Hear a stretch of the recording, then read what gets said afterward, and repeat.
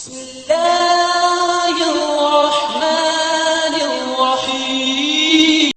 حضرت ام سلمہ نے خواب دیکھا عین عصر کا وقت 61 ہجری 10 محرم کہ اللہ کے نبی کے سر میں داڑھی میں جسم پر کپڑوں پر مٹی مٹی، چہرہ زرد کہ یا رسول اللہ کیا ہوا؟ تو کہا حسین کو شہید ہوتے دیکھ کے آ رہا۔